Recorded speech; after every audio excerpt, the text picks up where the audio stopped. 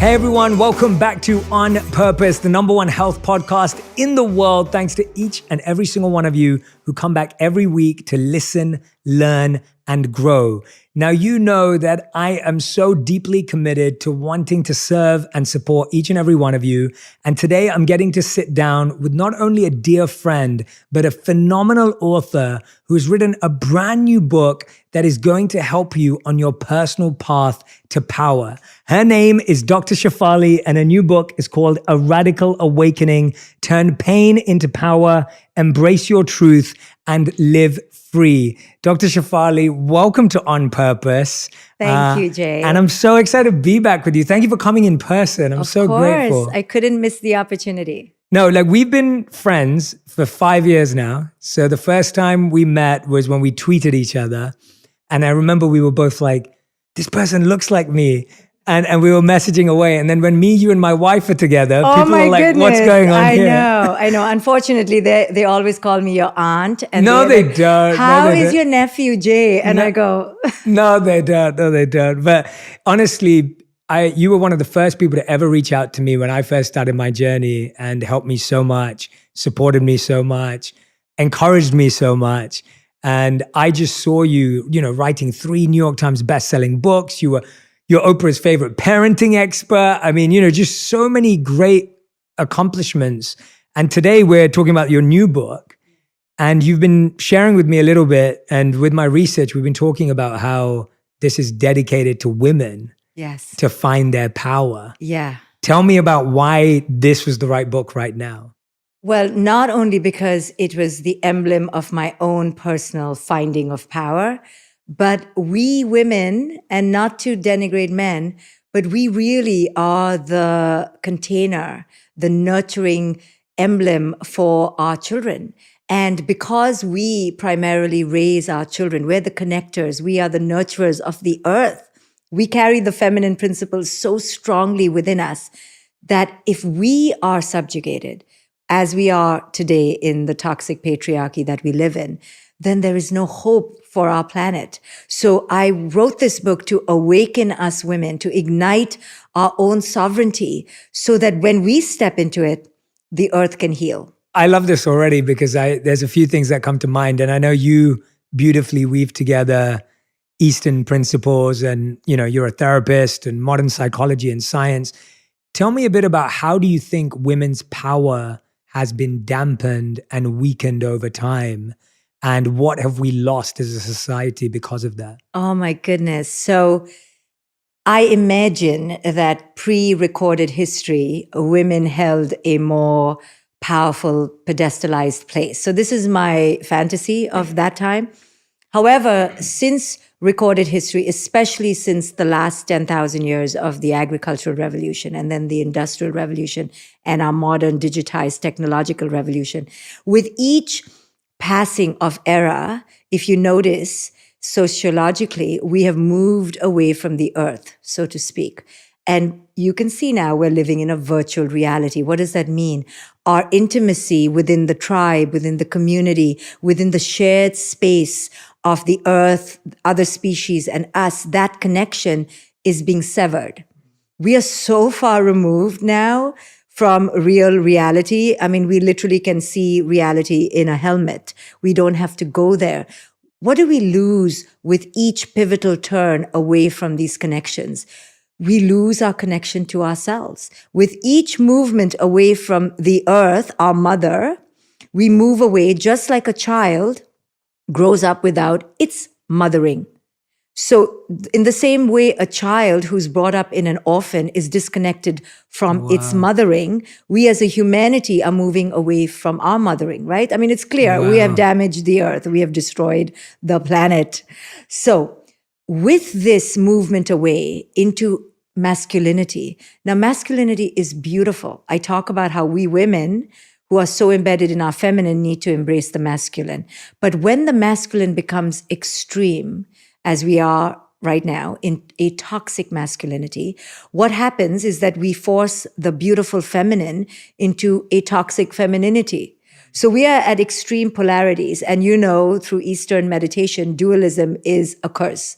So we're living in a polarized world, in a dualistic world, and we've cut women from their power because it's a toxically masculine world, which doesn't favor the feminine. And we women are in our feminine. So in a very microscopic level, let's just bring it down to my family, my child, what happens in the home. We women are taught to relinquish our inner voice. So within the patriarchy of the culture, there's another patriarchy, which is in the parenting, which is what I talk about, right? Parenting is patriarchal, hierarchical, dogmatic, and linear. So just between parent and child, even mother and daughter, there is a denigration of the daughter's spirit, even by the mother, because she is subsumed in the bigger patriarchy. So this linearity and hierarchy is toxic. So I've been talking about conscious parenting as a whole being subjugating of children. Now take that and put it within a toxic patriarchy. The girl child in particular, the daughter, is really now at the bottom of the totem pole. Yeah. Then the girl child of color is even at the, so we are living in a very stratified culture, and it all goes down and affects me in my daily life. Yeah. So even me, educated, PhD, I was being swallowed in my own lostness. So that's when I woke up in my 40s, no earlier, to realize that if I am lost to my own inner knowing and I'm laying vanquished to my own power, what must it be like for others? And that's why I wrote this book. Each one of my books is really ignited by my own journey, as I'm sure yours is, because until I feel it and until I've lived it, I can't teach it. Yeah. So I really uncovered my own lostness to find my foundness. And this book really speaks to how every woman and man can reclaim their lost voice. We have lost our true, authentic voice as women, as a culture, as a species. And our earth is losing its voice. It's everywhere. I mean, this is a wake-up call, a crisis in humanity. But there is light if we wake up to the light. And so this book speaks about that journey from darkness to light and how each one of us can find our light. Yeah, I love hearing this from you. And I mean that genuinely, because I remember when I got married, and we were just talking about it was just 5 years ago, but I've been with my wife now for about 8 years that we've been dating and together. And in our culture, when a woman is invited into a home, it's considered like you're inviting a goddess into your home, right? Like Lakshmi Devi or Saraswati Devi. That's actually the culture. Right. And that's actually the mindset, is that you're actually allowing this abundant goddess to come into your home. Right. That's what it's meant to be. Right. But often it's not translated in that way in actions and behavior. Yes. And I know that in my own way, I can tell that when I've allowed and when I've worked with my wife to allow her abundance and to allow her to be her best self and her true self, it's like the most beautiful bond you can experience. And if I ever get lost in the idea of control or taming or, like just if you're trying to contain is the right word, as you said, like if I see myself having any of that, which is not, I'm actually not like that at all, but from society and what you hear, if I ever see myself trying to become a container of that energy, it actually loses its power and beauty. Right. And that can be as simple as loving my wife's spontaneity to her actually being fulfilled. Does any of that make sense? Absolutely. So women have been bridled because of these institutions. So in this book, I talk about how marriage, once a contract, now has become an engagement, and where women are talked about as possessions and as objects of control. And so if you veer out of that contract, especially in cultures like ours, heavily patriarchal and unconscious, then the woman is really derided. And so she's lost. So her only two options are to suffer and stay, or to face ostracism if she defies the norm.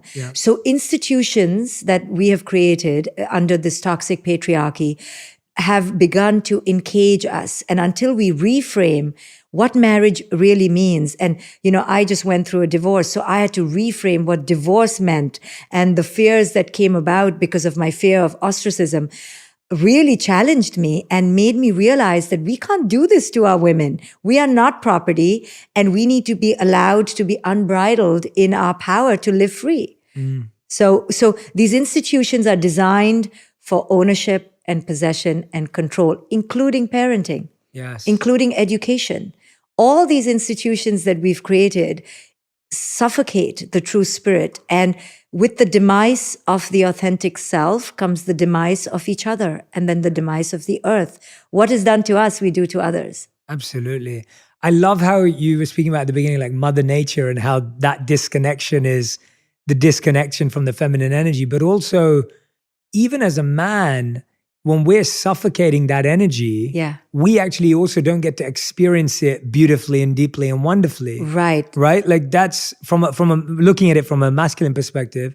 It's like if I'm stifling or suffocating feminine energy, then I actually don't get to experience the essence of how amazing it is. Right. Because in order for a traditional male, to allow his feminine wife to be blossoming in that energy, and to have the woman to have masculine energy as well, takes the man to now explore these aspects within themselves. So that is threatening for men who don't want to do the inner work, and they don't want to touch the vulnerability that brings. So they now get denied from that beautiful process of growth themselves. So this book really is not only an invitation for women sitting on their couch right now, feeling dislocated in their lives, feeling disenfranchised, feeling scared to open up to their power. But in doing so, they now challenge the men in their lives to now integrate themselves. Yeah.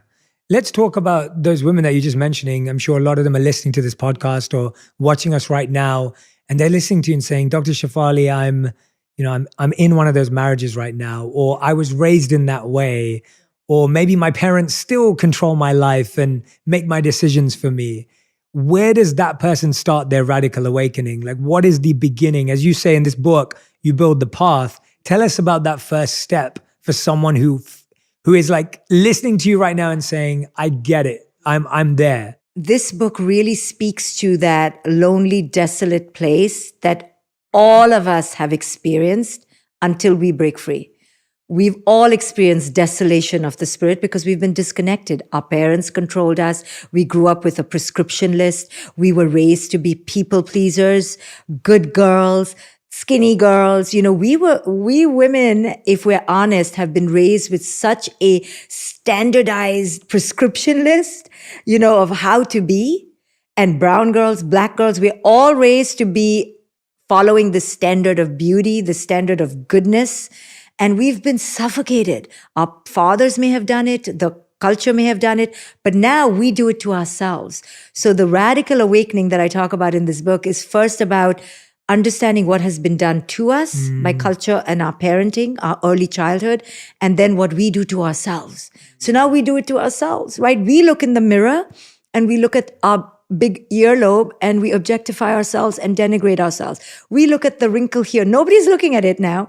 But because it was done to us, we do it to ourselves. Because they suffocated us, now we suffocate ourselves. So for the woman out there who's sitting there knowing that she's living in fear, that she's faking it, that she's lying to her partner, that she's being inauthentic, I would tell her that there is a path out of this. I was one of those women who was living a role, pleasing everyone around me just to keep everyone happy.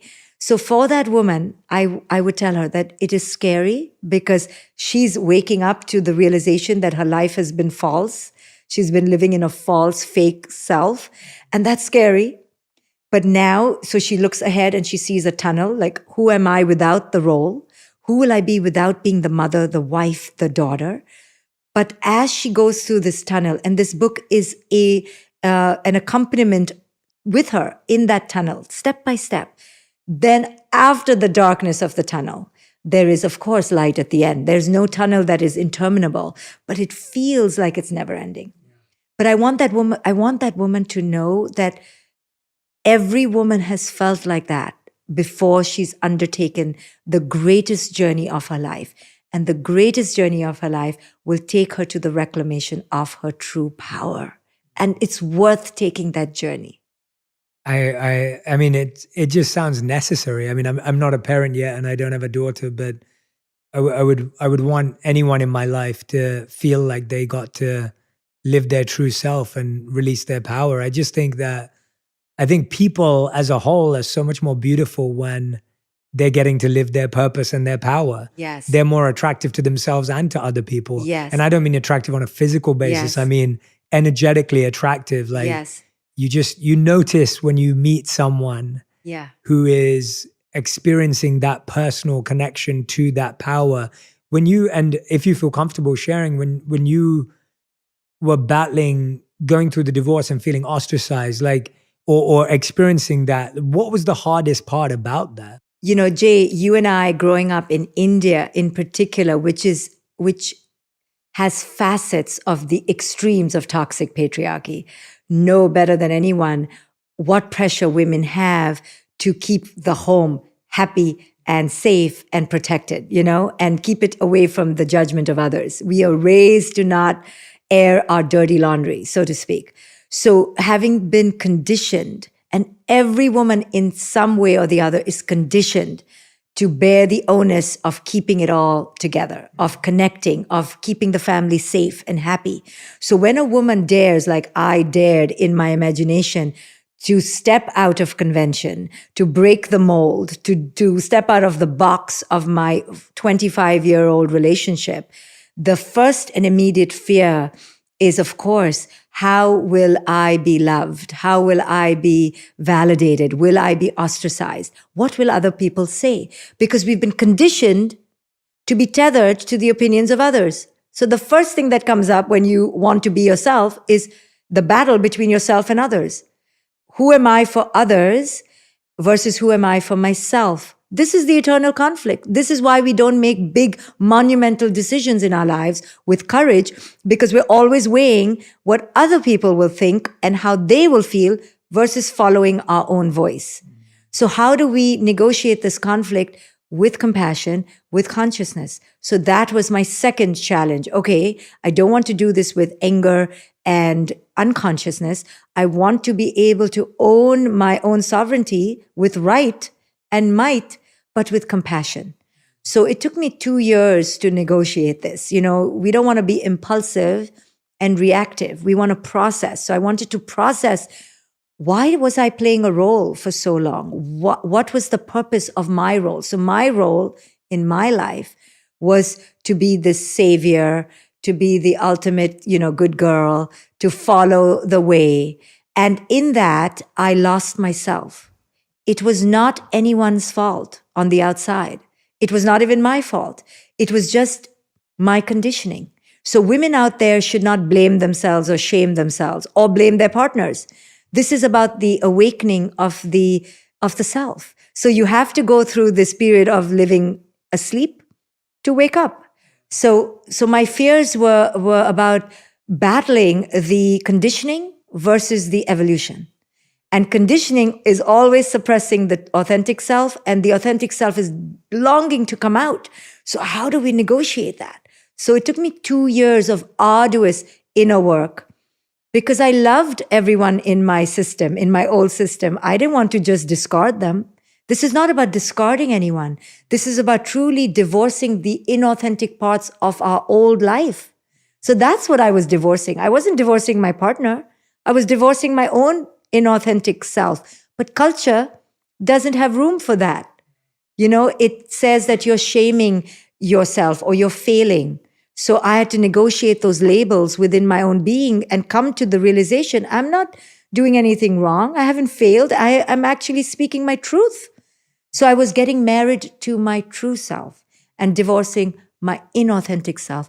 And that's what marriage and divorce should be about. Yeah, absolutely. So well said. Thank you for sharing that, by the way. I really appreciate that. And I hope it's going to help a lot of people listening, because it's such a strong attachment to that conditioning that feels like that's the right thing and that breaking that is the wrong thing. And especially in the traditions that we're speaking about, what when you start identifying those fears, and you beautifully explained that, like 2 years, can you imagine?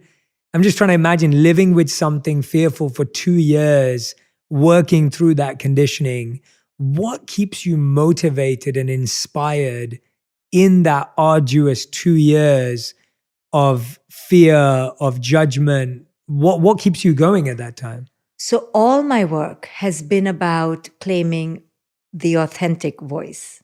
So when I finally woke up, I didn't even know I was not authentic. I was as authentic as my consciousness allowed. And you and I speak about the consciousness quotient. We need to understand that all our quote unquote mistakes in the past were made under a certain consciousness quotient. We should not bemoan or regret or have guilt. So you don't know what you don't know. And until you wake up, you don't know you're asleep. So I didn't know I was asleep till I woke up. The minute I woke up to the fact that I may have been inauthentic and I need to now fly to a different space within my being, what kept me motivated was that goal. How can I live my most true self? All my work has been about chasing that. So I had to really look at, am I able to now hold myself to my greatest standard, which is, am I living my true self or am I living a lie? So I did an exercise, and I think people could do this at home. We'd love that. Where I committed that I would pay attention to the things that would come out of my mouth. And if in any way it was in the role of good girl or pleaser or being fake because I wanted to avoid conflict, I wouldn't speak. Wow. Okay, so I began observing. Wow. Let me see how much is a lie. And I literally couldn't speak because everything was tethered to the other person's desires. And it was such a moment of excitement, but also trauma to realize I don't know who I am yet. I'm in my 40s. I'm a mother of a teenager, and I can't access my true voice like this. It takes me so much processing to go, what do I want? So if I am like that, a psychologist, a meditator, I realize there are plenty of women out there who are just lost to that inner access. We shouldn't take so long to find out what we want, but because we've placed everyone else before us, our true self gets buried. So that was my chase, was like, dare yourself to go through this dark tunnel. Yes, you will lose relationships. Yes, people will think you're this or that, and defy yourself to untether, to live your true self. So I know now that people may judge me and have ideas about me, but that's not my focus anymore. It is so my inner liberation. So that's my prize. Now has it come at a price? Of course. But I was willing to pay that price for this prize of being free. Yeah. No, that last line of what you just said of like paying the price for the prize of being free. Mm-hmm. I mean, that touches me so deeply when you hear that, because it's almost like, yes, the path is painful, but the power that you get to hold at the end of it as your own. But one of the biggest fears, and you mentioned it just there, one of the biggest fears I feel for a lot of women is that they're putting everyone before them. And a lot of women who are seeking their power would go, oh, but I have a child that I'm not sure how they're going to react to it. Yes. Or maybe it's almost like, and again, you can correct me if I'm wrong, and I'm totally open to being corrected, but the way I'm observing the fear is, if I stand in my power, that could make my child or someone in my life feel powerless somehow. Yes. And that feels like a real fear, because as you said, like women as mothers so often are not thinking about themselves at all. Yeah. And so you kind of stay in pain for the benefit of someone else. I'm so happy you brought that up, because that is one of the most practical mountains before anyone who has a family, if they want to reconfigure the family. Our first concern as women is our children. We've been raised as mothers. We are mothering in nature. So even in my own life, my daughter was my primary concern. And then you're conditioned to feel selfish if you put yourself first, especially women, especially mothers. 100%. And then there's a whole other practical side of money, which is a big impediment, because the way our culture is set up in these nuclear families, women are not only cut off from their sorority, They don't have other women to count on. They're raising their families alone. They're also cut off from financial power, right? So most of these families have the men in charge of the financial power. So women feel bereft. Then she's not being raised in a tribe anymore. She's not raising her children in a tribe. So now she's alone. So there are many considerations for women why they don't want to reconfigure their family. So how do we negotiate that, right? So of course, if your children are young, if your children are teenagers, all this makes a difference. My kid was a teenager, so it was very different for me. I was financially autonomous. It was very different for me. I was on this path already. It was different for me. So there's no diminishing of the enormous hardship we face to reconfigure family. All I would give women is the offering that the reason that they're particularly finding it hard is not just because it is hard, but because of how we've been conditioned to look at it. Right. So I would encourage women, and I do this all the time in my practice, if you are in pain to the point that your spirit is being suffused, your daughter is going to see that. Your son is going to see that. So whether you like it or not, you are passing down enormous trauma. So keeping the family together for the sake of how it looks on paper doesn't absolve the continuance of the trauma.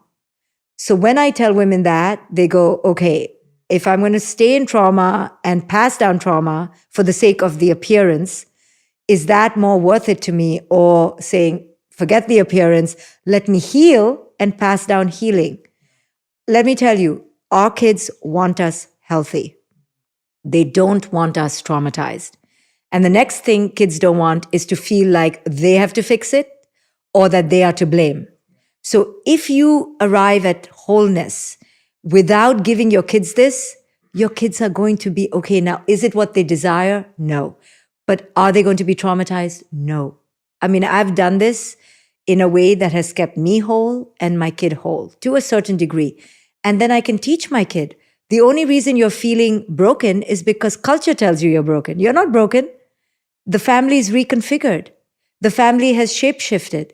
That's a good thing. That's a healthy move towards our greater selves. How is this a bad thing? So then I get an opportunity to teach her how culture has pressurized us women to stay within these institutions out of shame.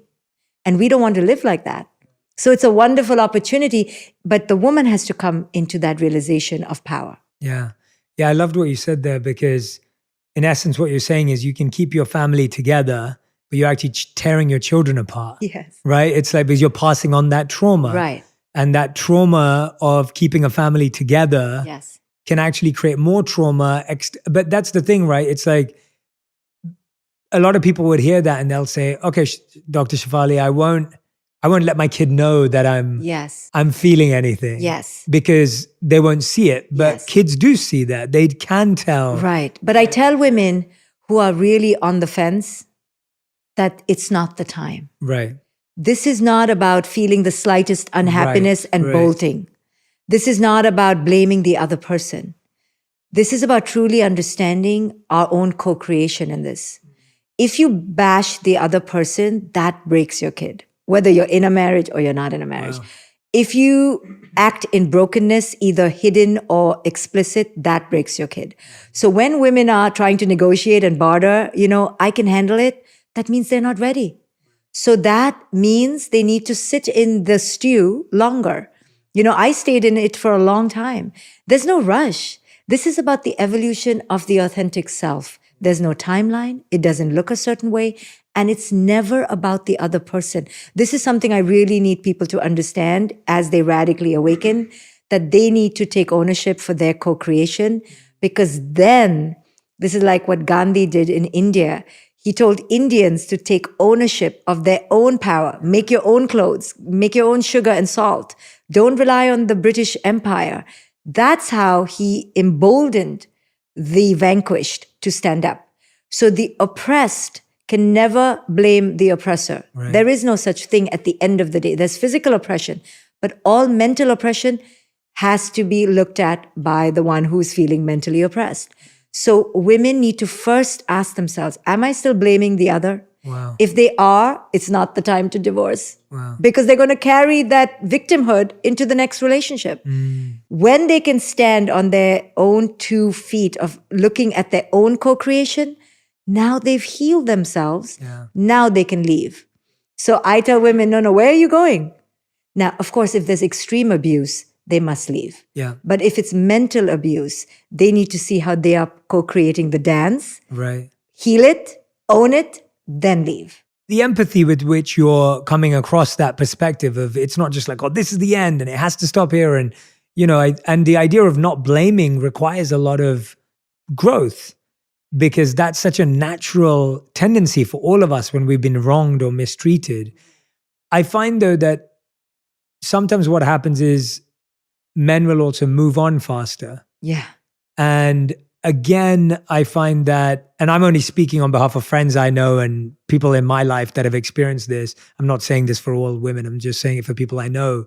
They will then again feel that they are not lovable and that they are not beautiful or worthy or enough. Yeah. So let's talk about that. Yeah. So you're right. Typically, men move on. But women have to understand that men are more compartmentalized. They are more logical and linear and not in touch with the interconnections of all their psychological complexities like we women are. So when men move on, that has no bearing on you who's left behind. That's just the man who's continuing on his compartmentalized ways, which is probably why you wanted to leave in the first place, But at the bottom of it all is that we are still seeking something from our partner. And what we're seeking is that love and worth. We are hungry for love and worth. And this is the bottom of the bottom, right? And I call it the pill that kills. And the pill that kills is our unworthiness. So all of our relationships, the intimate ones, the friendships, the parenting processes, all hold a mirror to how unworthy do I feel. And that's what this whole journey of life is about. At the end of the day, take away the Botox, take away the Bentley, take away the fancy education. It's about, am I worthy? We've been looking for worth through the marriage, through the shoes, through the degrees, through the books, or whatever. And as long as you look for worth in the wrong places, you haven't come to the evolution of your authentic self. So not blaming the other is just part of that releasing of the external. Release the shoes, release the makeup, release the success, the achievement, the accolades. Now who am I on my own? That's what women need to arrive at. Who am I without my roles? Who am I without my roles? Yes. Yeah, that is such a big question, because I feel like for everyone on their planet, we all define ourselves by our roles. And one of the things I love about that you do in the book is you have this whole section called Cracking the Matrix. And you list about, and I'm just going to share this with everyone, you list all the different lies that women are told.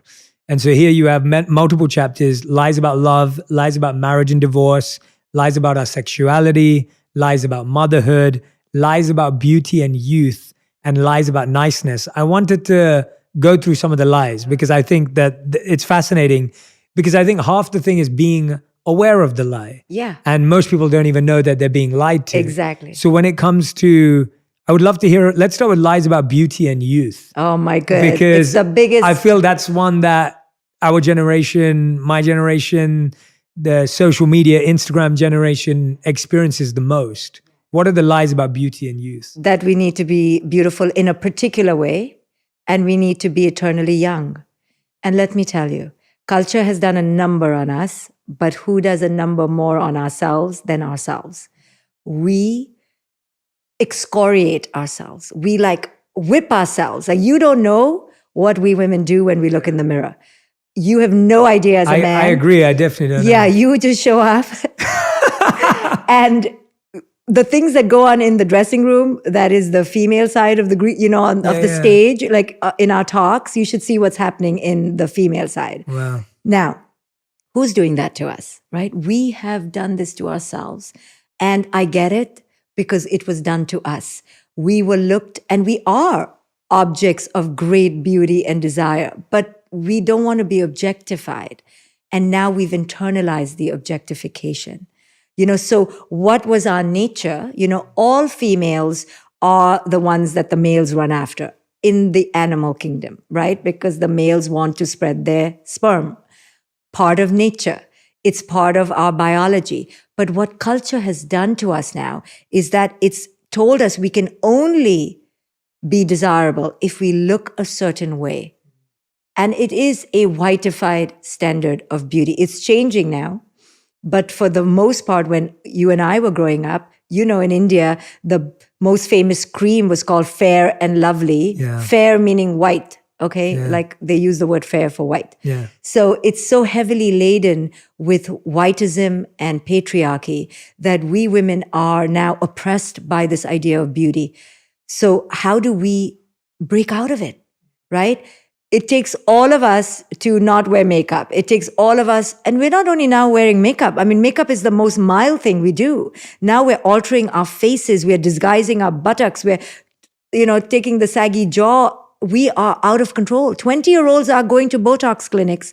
So now with every passing decade, the standards are becoming more animatronics, more perfect and tweaked and curated.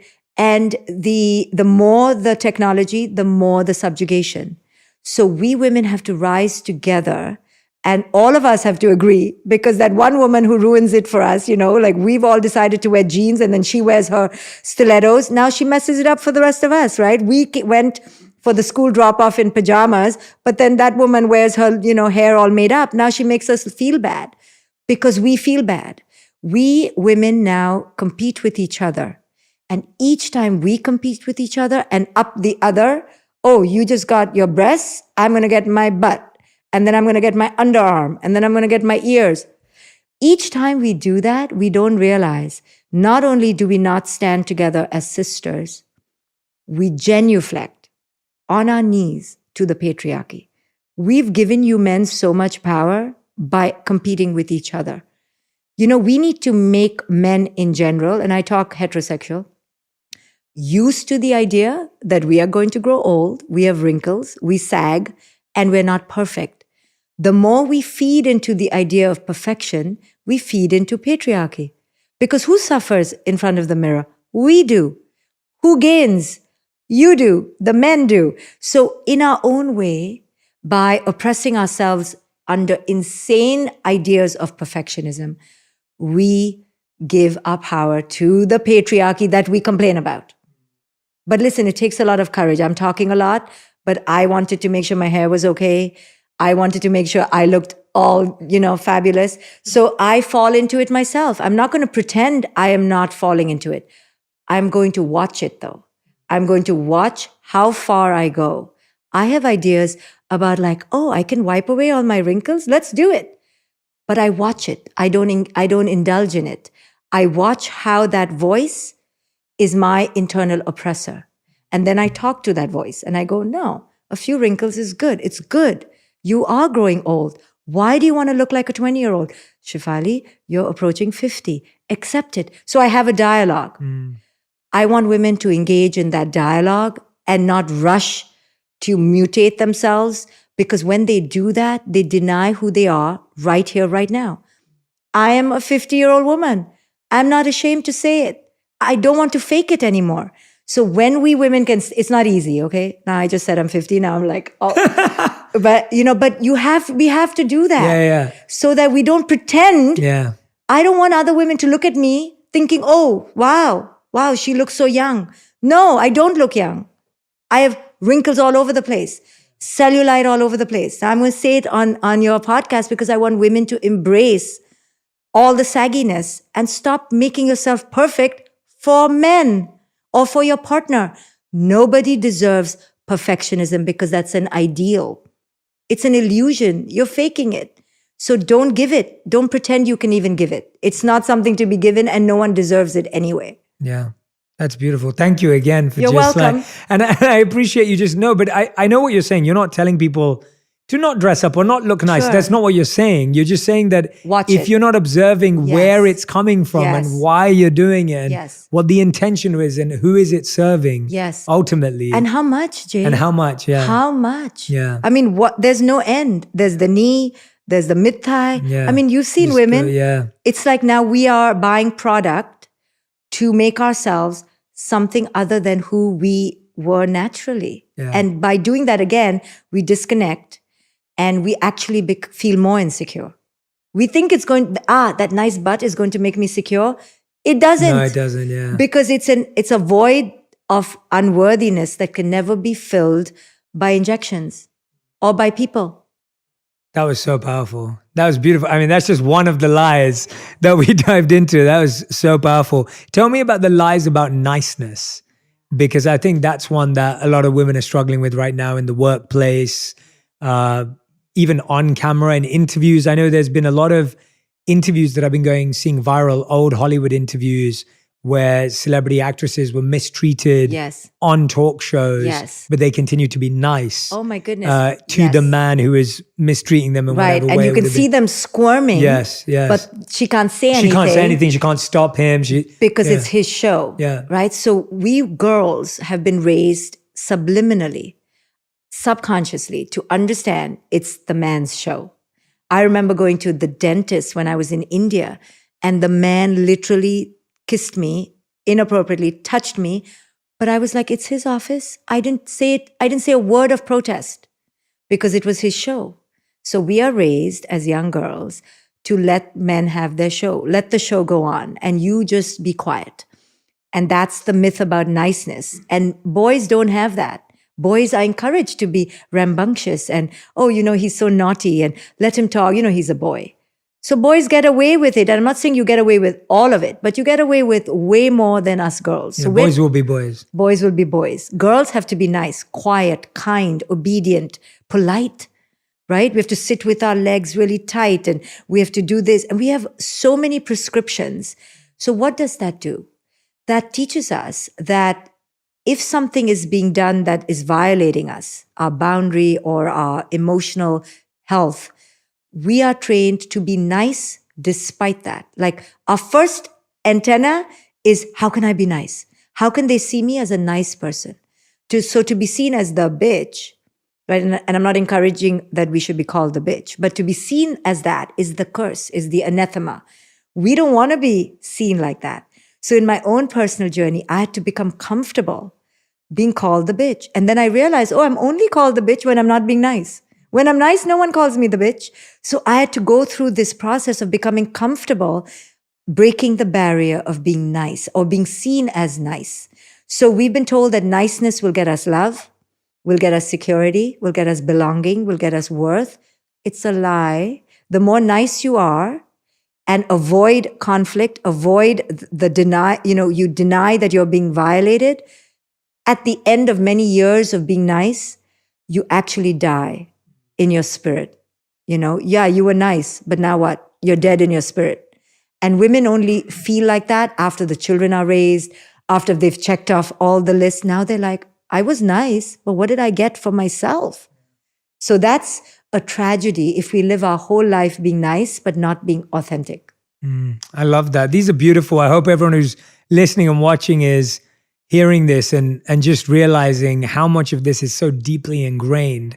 I know I'm listening to it and I catch myself doing it all the time. I think for me, because I was raised primarily by my mom and I have a younger sister, I was exposed to their experience of this as much as I could be without being a woman myself. And I think that made me hyper aware. And it takes me, even now, I catch myself naturally having male privilege without noticing it, right? Like you don't notice these things. I remember it was a few years ago now when I first realized, I was like, oh, wait a minute. If my sister wanted to be a soccer player, she could never even have dreamt of it because there were no female soccer players. Like even something as basic as that is so basic. Right. But when you take that to the depths of what we're speaking about here, we're talking about the opportunity to be yourself. Forget about an opportunity to be a soccer player or a career. You're talking about the opportunity to actually be your true self. Yeah. I mean, that's so far because we have to first feel safe. Yeah. The other day, 3 of my girlfriends were in an elevator and a male came inside the elevator. And he just came in so casually, sauntered in and sauntered out.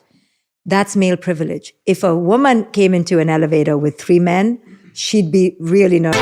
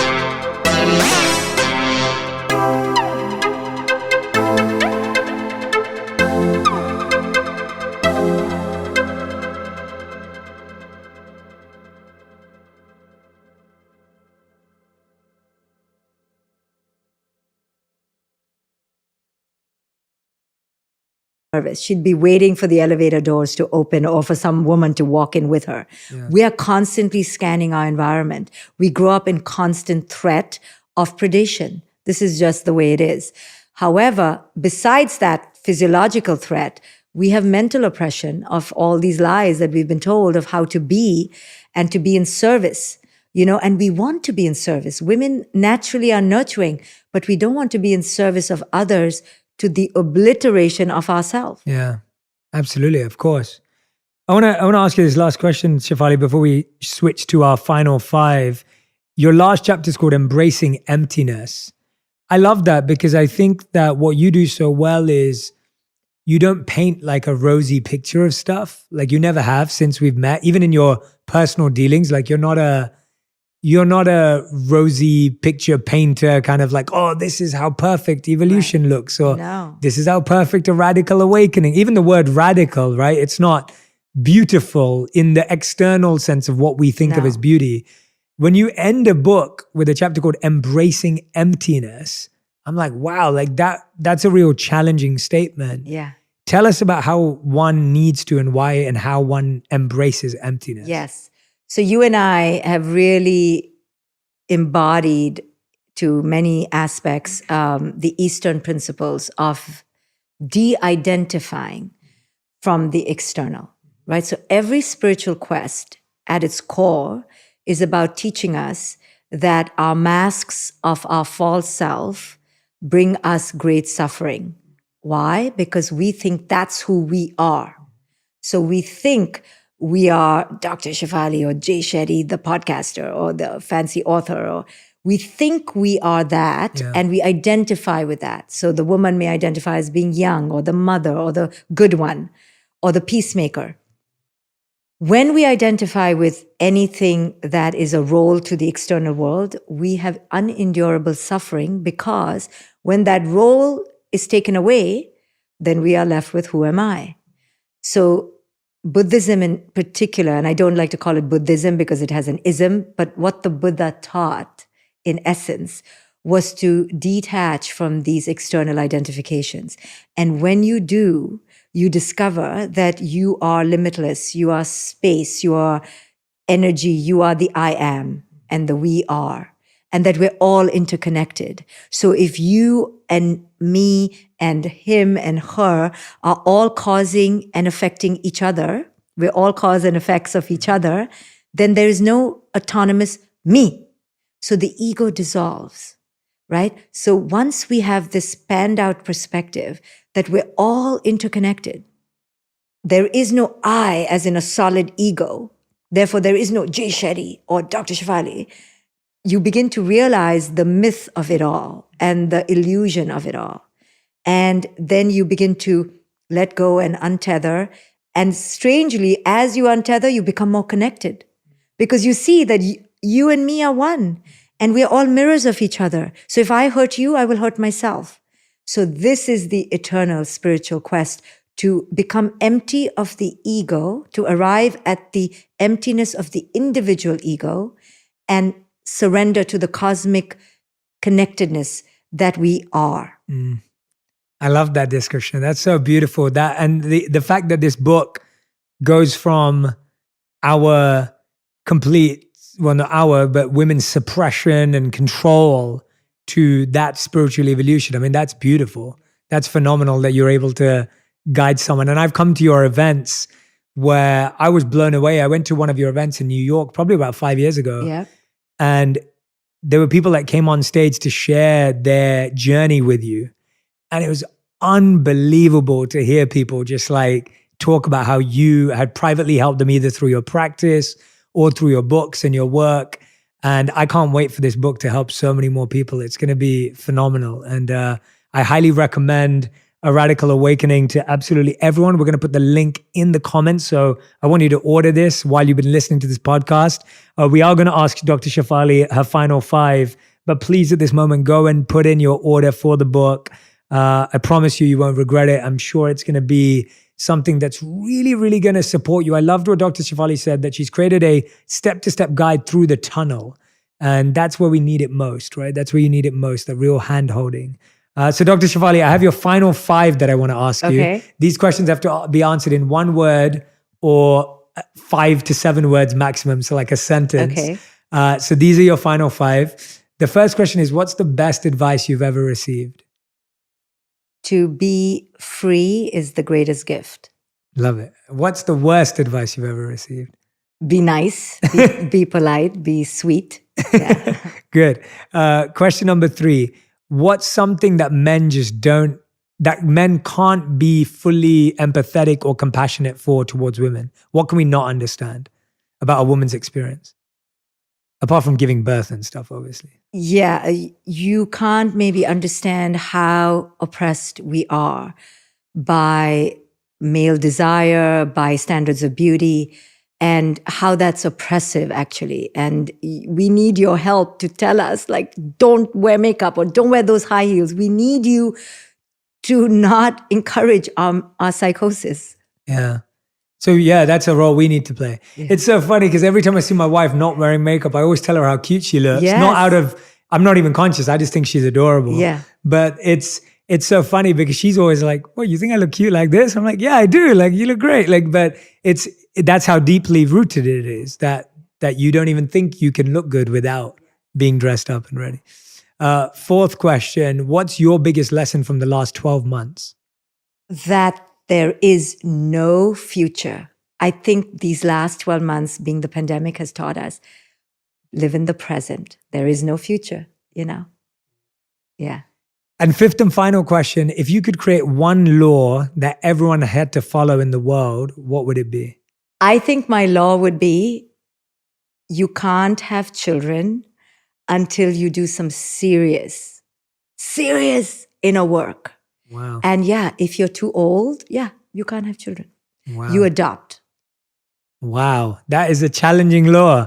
But I know what you're saying, that you're saying that responsibility requires certain skills and abilities and qualities. And I mean, there's no qualification for it. I think it was Adam Grant, actually. Adam Grant posted this research study the other day, and it was showing like how much experience is needed to get a job at Walmart, to get a job at this, and then to be a parent. It was like, and now you have created the next generation and you don't know what to do with them, and you pass down your brokenness. I mean, the reason we are in the state we are is because of broken parents. Yeah. Everyone who's been watching, make sure you tag me and Dr. Shefali on Instagram with your biggest takeaways. Make sure you go and follow Dr. Shefali across all social media channels. We love to see what resonated with you. So when you tag us on any platforms, Twitter, Facebook, Instagram, we'll be watching out for what really stood out to you and resonated to you. Again, the name of the book is A Radical Awakening. It's in the comments. Turn pain into power, embrace your truth,